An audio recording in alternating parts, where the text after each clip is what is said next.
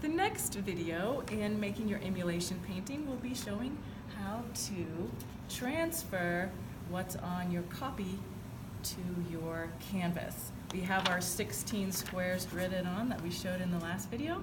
Let's talk about how we transfer that and enlarge it now. If you have a really confusing picture, you may want to number your squares. So I'm going to put a 1, we'll just do it across the top for now.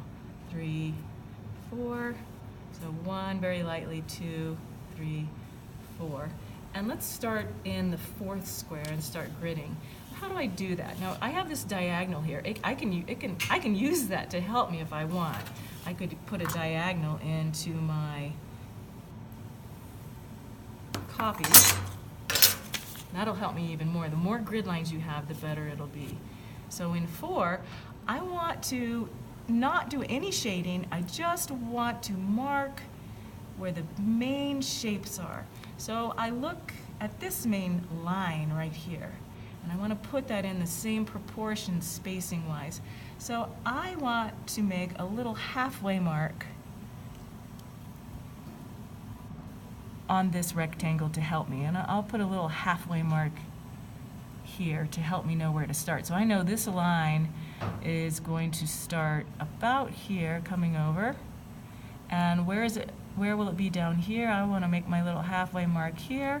I'm actually going to put another halfway mark here to help me see where the line's going to go.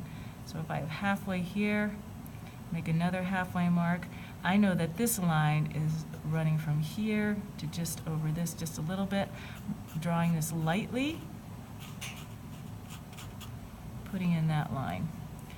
Then I'll go ahead and put the other side of this line in. I want to put a halfway mark tick over here too, just to help me see where this line's going to come, because I see that line is not coming quite halfway. It's right about here, and it's coming right about here, not quite to the halfway mark down there. And I go ahead and draw that in. And then I want to get this curve in, so I'll make a halfway mark here. Remember what I taught you about drawing on the inside of the curve? Keep your pencil on the inside of the curve and draw that in. To really help me paint, I probably want to put in this little mark. Any place you see a change in value, lightly put it in, and that will help you. And this I'm not going to do it super careful, because I'll be blending, not super carefully. I'm going to be blending there. Now for this square, I almost have everything there. I need these two little, I'm going to put those little light marks there, and then I sort of see a line. I'll put that in really lightly, but I'm not going to shade. Now I want to show you, if you have a really complicated spot, you see how I marked these. If you end up doing one where there's a face, you may want to have extra grid lines. The more grid lines you have, the better. For example, this one, maybe if I'm doing this space down here, I may want some extra grid lines in that area. So I'll show you how to do that. On your color copy, fold your edge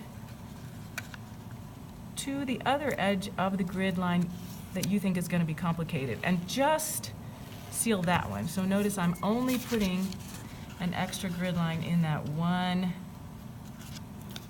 rectangle.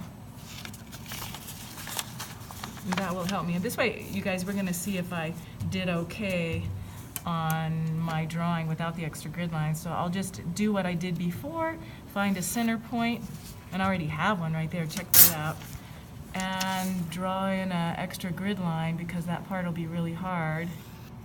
See how I'm using the edge just like I did before,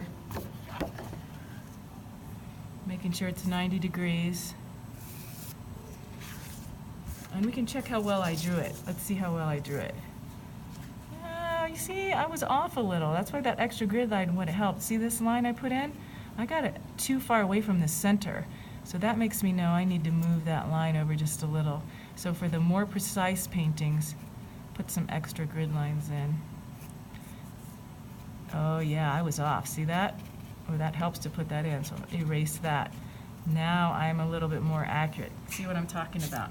Okay, after you've done this to all of your grids, go back in and erase, after they're all done, erase your grid lines so we don't have to fight that with our painting. And you may have to lightly put back in your drawing. That is how you transfer